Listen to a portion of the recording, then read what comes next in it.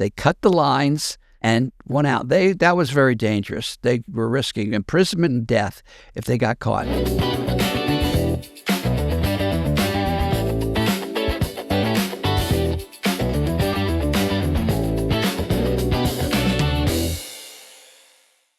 Hi, everybody. Welcome back to Becoming the King of Pot. I'm Todd Denkin, and alongside me is my cousin, the King of Pot, Bruce Perlowin. Bruce, how's it going?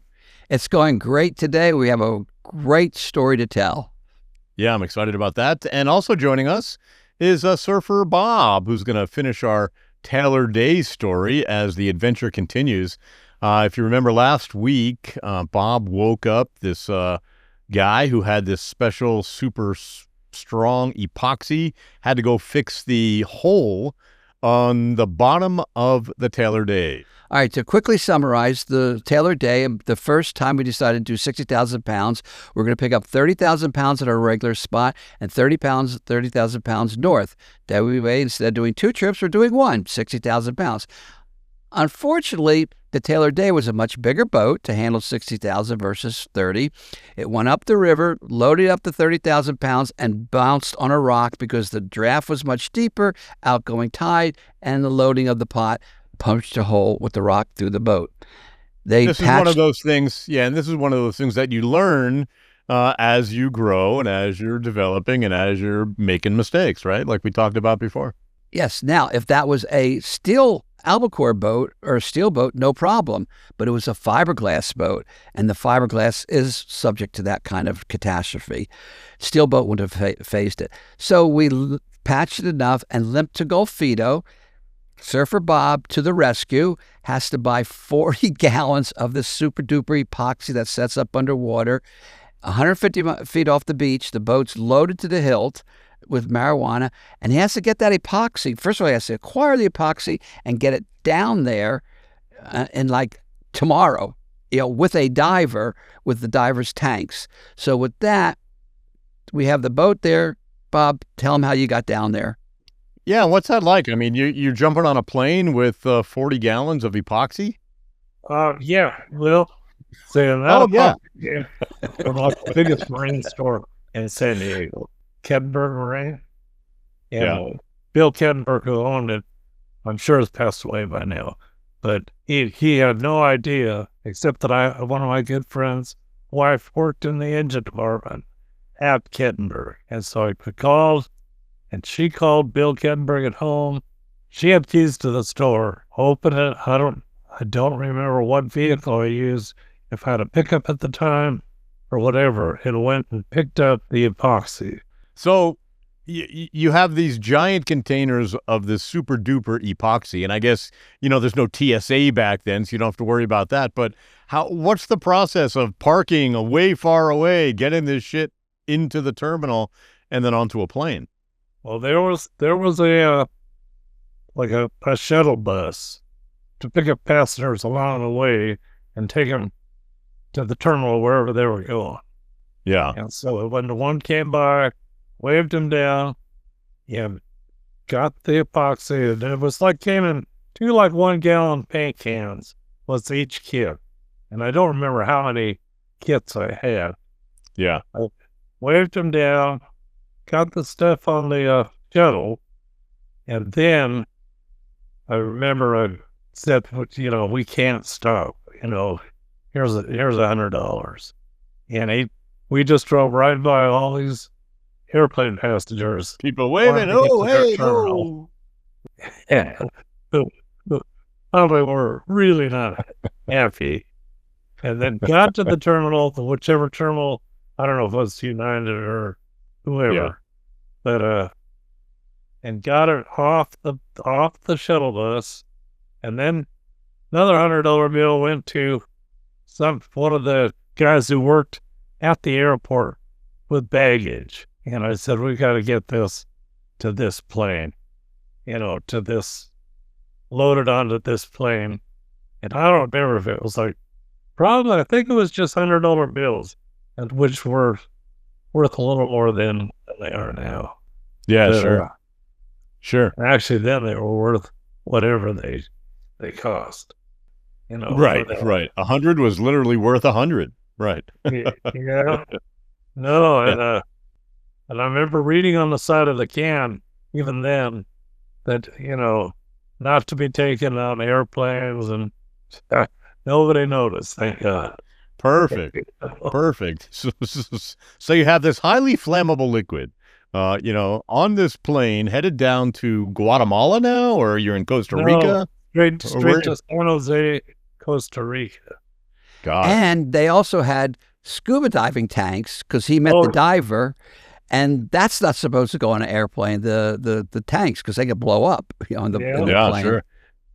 So that got onto the plane as well. Another $100, I guess, Surfer gave him. Well, I don't remember. I met the diver there, but I didn't know him, and I don't remember how I knew he was the right guy, or that he knew I was the right guy. But Bruce or somebody else had arranged for him to meet me at LAX.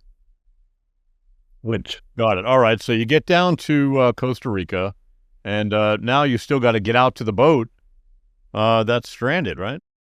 Yeah, and I think, because I was down there enough times, pretty sure we took a cab down the hill from San Jose, Costa Rica, to Golfito, or to Punta Arenas. And there was a guy, somebody that Bruce knew or somebody knew that I was to meet, this great big guy who was living down there. And he arranged for a Ponga to take the epoxy and me out to the boat. I got to the boat, and I was hollering for Richard or Dale or somebody, and nobody would come. Nobody came to the cabin. I climbed over the rail, looked in the boat. There was like about at least a couple of pounds of pot scattered on the table, 100 yards off the beach in Costa Rica, where it was definitely not legal. And then I woke somebody up, and then we got going on mixing the goo, and the diver got going on. Every time we'd get 2 gallons mixed, he would take them underneath the boat and put them over the hole. And I know it's called Splash Zone, if they still make it, but it will dry underwater completely. So Bruce, what's happening on your end? So you have made some sort of arrangements. You know that the Taylor Day is stuck. You know that Bob is on his way down there to fix it. You know the pot's been transferred to another boat. Now what's happening? Okay, a few things to pick up on this story. Remember, there is a second 30,000-pound load that the Taylor Day never got to. So that's on the beach. Now, they had to move that, and we had to pay $10 a pound just to move it. On that particular load, I paid $10 a pound up front because in Florida, you never had to pay that kind of upfront money. They just send you a freighter. But when you're flying over 3 mountain ranges, you've got pilots and planes, that's where the $10 came in. It was a little bit more expensive than staging the marijuana than in the old Florida days. On that one, it was their first time, the second 30,000 pounds, so we had to pay $35 up front, and it was my partner's connections, not mine. And then we had to pay another $100,000 to move it, to put it safely away from the beach. So that's going on. So I got to get another boat down there. So we start provisioning another boat called that was when the Corky Bill went down on, but that's a different story. So I'm putting that together, stage a boat, get it ready, get it down there, and we did it 10 days later. That's how quick we were operating on this, massive infrastructure I'd built on the West Coast. And I didn't build it. We all collectively built it. So now we get word that from Punta Arenas, because now we have guys everywhere. We have guys in Golfito, we have guys in Punta Arenas. We had another guy looking for a jojoba bean plantation north of Punta Arenas to stage boats up there. We had an apartment that we had just rented in Costa Rica because so many of our personnel were always going down there. And we get word that the Navy has just left Punta Arenas to go south looking for turtle egg poachers, which I guess was a thing. And that boat's got to get the hell out of there quickly. It left in a rush. Bob got it repaired, no problem. It's all taken care of. His job was done. But there's one of the seamen there was not on the boat. They couldn't wait for them. They had to get the hell out of there before the Navy came. We were no match for the Navy. They would have busted the boat and confiscated the boat and arrested everybody. The seaman got left there. Interesting little love story. He ended up staying there, fell in love with a Costa Rica woman, moved back to just north of Berkeley, had a couple kids, and I visited them after I got out of prison. They were happily married. One of the love stories from the Adventures of the King of Pot. Anyways, so getting the boat ready to go. Now I'm monitoring, let's get the Taylor Day back. So it goes into El Salvador. The nuns were killed by they thought it was smuggling arms to the rebels, and they had to just prove they the thought owner. What was the Taylor Day. Thought what? Oh, gotcha. So first, the El Salvadorian government thought that. Right. Okay. So, but it's empty at this point, right? I mean, it's empty. But what is a boat of that size and sophistication doing in the waters? They have to be smuggling arms to the rebels in El Salvador. Got it. So and this is right at the beginning of that war. So this is 1981, right? Yeah. So what happened was, Phil DiGirolamo, the guy that we leased the boat from First Cabin General up in Moss Landing, he had to prove that he was the owner of the boat, and he knew where it was. All right, so it wasn't stolen and smuggling arms. So they telex down all the information. Well, right when that happened, that's when the nuns got killed by the Salvadorian government or army, Salvadoran army, and the ambassador who was getting that telex was flown back to Washington, D.C., because there's this big, giant anti-American sentiment going on down there. So now the boat, we can't prove it. So Phil flies down there, negotiates, and it wasn't getting anywhere, so they actually snuck the boat out of El Salvador down to Nicaragua. All right? So now the boat's in Nicaragua. They're in house arrest in El Salvador. Nicaragua, the Sandinista government, is the same thing. You guys must be smuggling arms. We're going to hold the boat until you prove that it's not you. So now Phil's down there going through all the paperwork and say, yeah, well, while the boat's here, we'll open up a fishery and we'll do the fishing, because they said, they were telling us that the shrimp was so thick down there that you can walk on it. That was their pitch. So here's this $1 million boat, with all this sophisticated fishing equipment. They wanted it for their country. And Phil's trying to get it out. One of the guys was sick. He was vomiting blood. And they have house arrest on the boat. Another guy was, so it took us 2 weeks to get that guy out off the boat, back flying to a hospital in Florida. That was one little thing, but that's a big little thing. How do you get a guy out? If the government is watching him in a pre-war sort of vibe. Well, that was Phil. He was pre-war, and he was also negotiating with the Sandinista government to make a fishery. And he's actually flying to Washington, D.C. to meet with the Nicaraguan ambassador to the United States, having conversations with him, having conversations in Nicaragua. Finally, it was just getting too frustrated. I think I told Paul Hill, go down there and get that fucking boat out. All right? Take a team, do whatever you got to do. But bribing money in the middle of the night, midnight, they cut the lines and went out. That was very dangerous. They were risking imprisonment and death if they got caught. Luckily, they didn't get caught, and they dipped down to Costa Rica, which was right next door.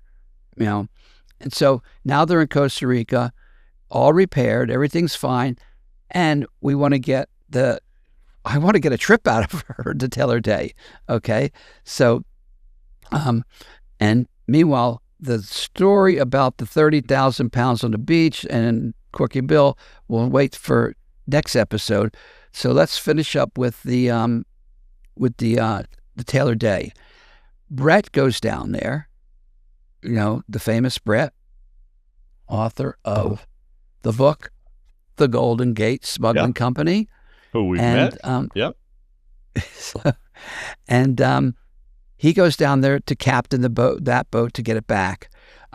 Goes down, picks up the 30,000 pounds, goes up. Now, the boat had been gone for like a year at this point. It was an entire year and the U.S. government was involved, so it was on the hot sheet.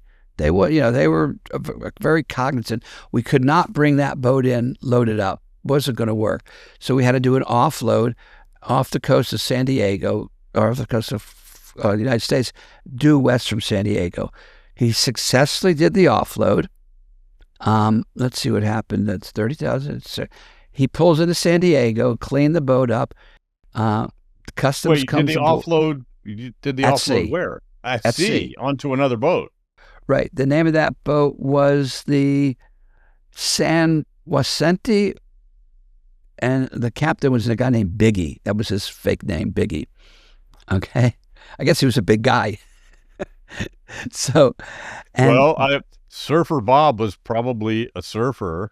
Electrician Bob was probably an electrician. So Biggie was probably big.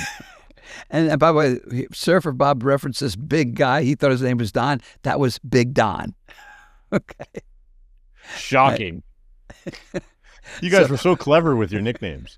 Right. All right. So, anyways, the Biggie comes in to the dock. And I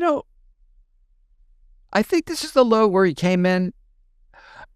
That was when he came in. Yes, that was when he came in. This goes back to Bob. All right, so he comes in. All right, we get everything's fine. We escape from the sanities of the government.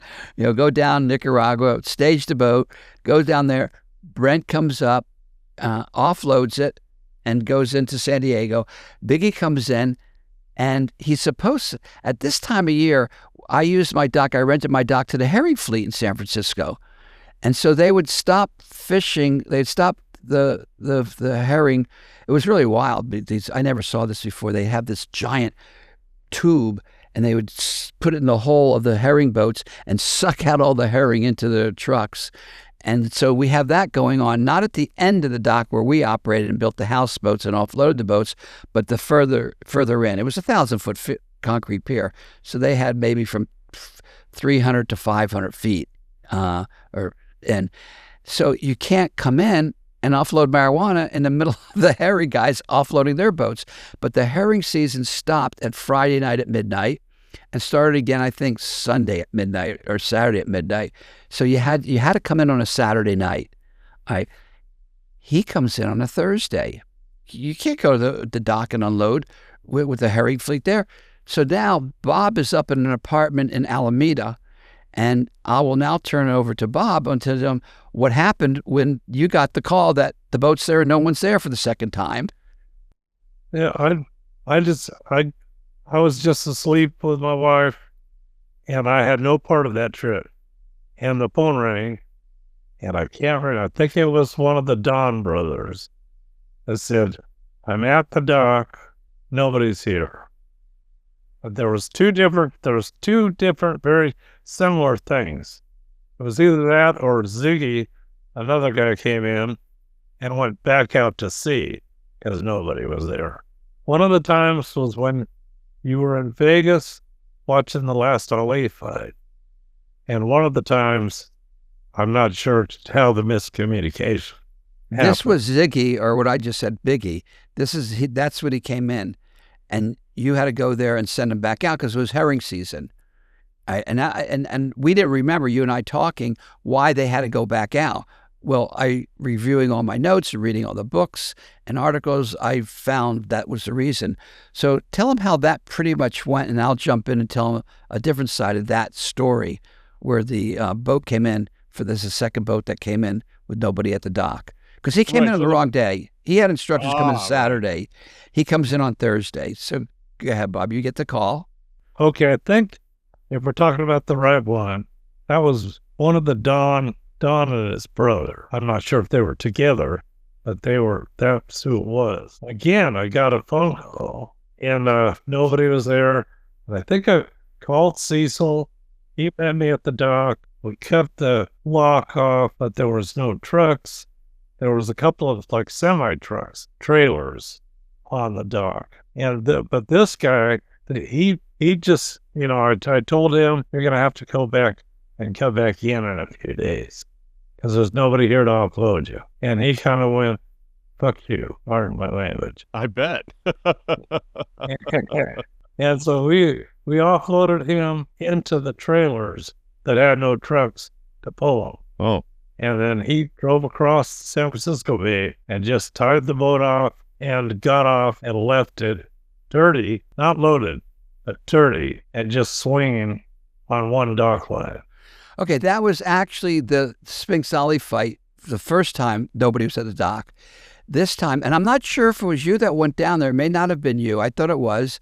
And you said, you got to go back out and come in on Saturday.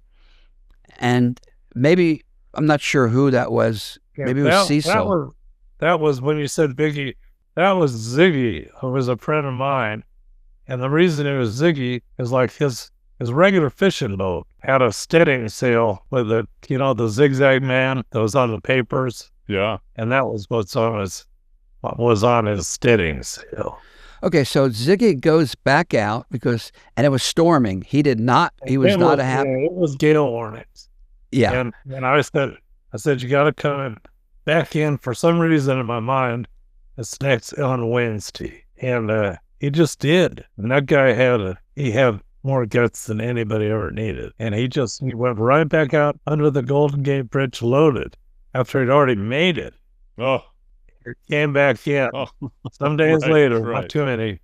And then that offload went smoothly. But the idea of getting all the way to the dock safely and then being told you got to go back out to sea was more than I could imagine.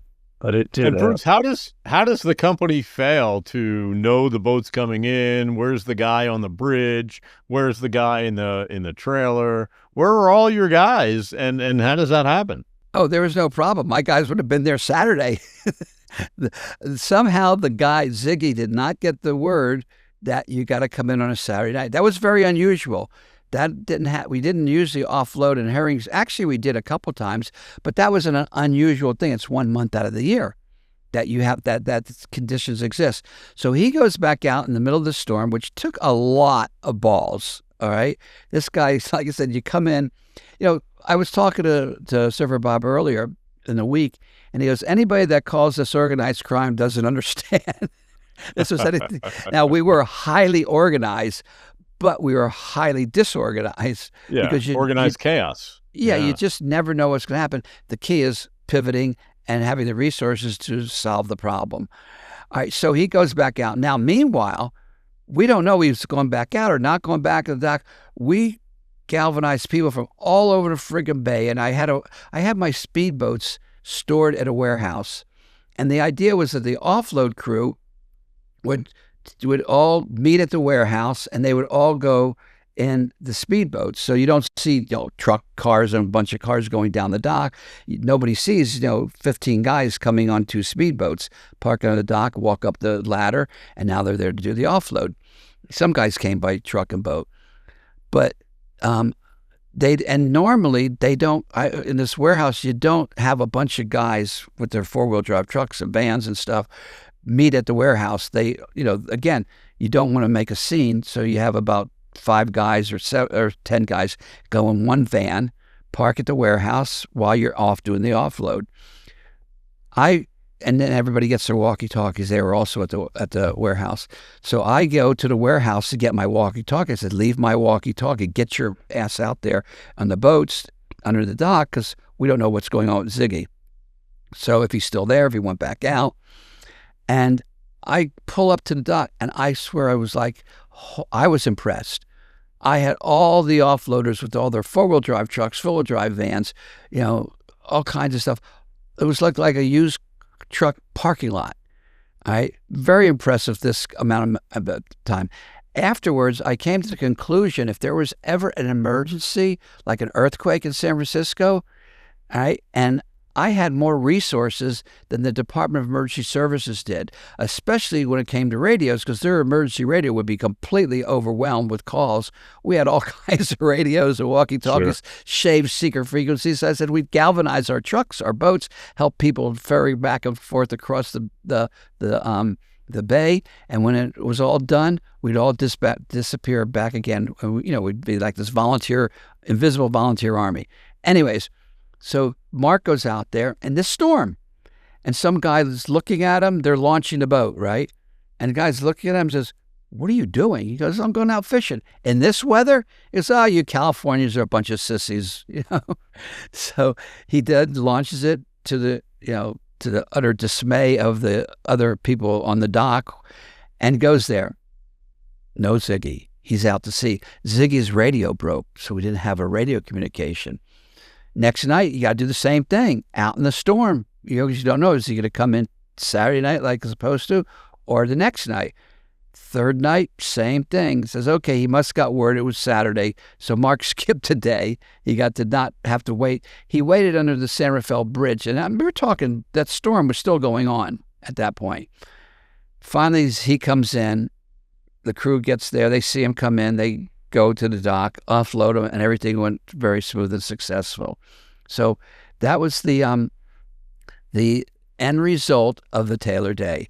Now, when they pulled into San Diego, going back to San Diego, they were a little bit, you bring a load in and the boat smells. It's hard to get rid of that smell. It takes a couple months actually for it all to go away. So they scrubbed the hull down there. They used pine salt, gave it a pine salt bath. They cleaned up the whole deck, everything they could, the cabin. And then they took the nets and threw the nets, which smelled a little bit of fish, into the top of the hole, so they'd have to pull the nets out if they wanted to look for some, residual seeds or, shake or a bud here or there, which they probably wouldn't have found, but they put the net there anyways, pulled in, 10 o'clock at night, pulled up to the customs because they got, they know that the boat was down in Costa Rica and Nicaragua. Well, not Costa Rica, but Nicaragua. And so they have to go to customs. Nobody's there. So they go, they're hungry. They go out and they eat, at the restaurant. They come back to the boat. Next morning, they knock on the door. They hear the knock, and they goes, you're not allowed to be here. You got to clear customs. He goes, well, we came here 10 o'clock at night and nobody was here. Well, you didn't get off the boat because you can't get off the boat until after you clear customs. So Brett says, I'm glad he gave me the right answer before I answered the question. Right. No, we didn't get off the boat. So now they said, well, before we come and search the boat with the passports, we're going to wait for the dog. So now the drug-sniffing dog is coming aboard the Taylor Day and sniffed everywhere, didn't find a thing. And they went to the hole. They opened up a little hatch. Dog didn't even smell anything in the hole. Left. Said, and they were clearly disappointed. They were huddling there because every boat, according to Brett, every boat out there is carrying something illegal. Meth, not meth, but speed back in those days, cocaine, marijuana, something, guns, but there was nothing. So they're all relieved, sitting around the deck, and they go, well, that was a close call. Thank God we're done. We're safe. We made it, guys. Now it's a big payday. And they look up on the shelf where they had smoked the pot every day. They were smokers.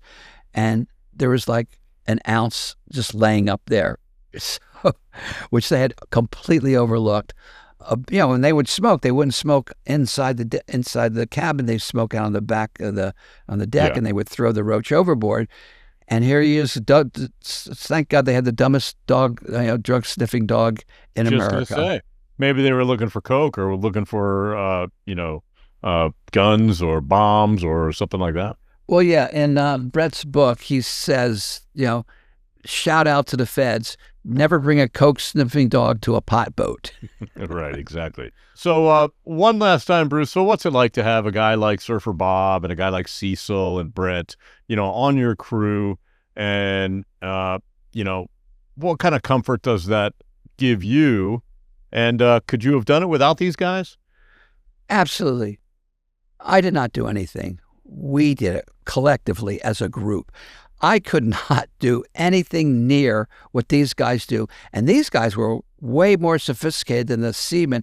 Back in Florida, every Tom, Dick, and Harry had a fishing boat that you go offshore and go fishing. Anyone could go to the Bahamas and get a load and come back. Not out in California. The Pacific Ocean is the largest body of ocean in the world. It is an unforgiving ocean. We've gone through rainstorms on the way back. Not we. They went through rainstorms on the way back. They rode hurricanes up on the way up. I remember the second shanty load. He was like just north of the hurricane as the hurricane was coming up, the Pacific hurricanes. I go, wow, what was it like? He goes, man, it was great. The boat actually got in 2 days early because of that. Right, the wind right. pushed him up. You get a sense of total comfort. I mean, Bob and Brett and Cecil and Paul Hill, they were incredibly competent seamen. They could do anything as far as I could see, and they proved themselves over and over and over again. Electric Bob, the crew members, Big Don, even Dixie.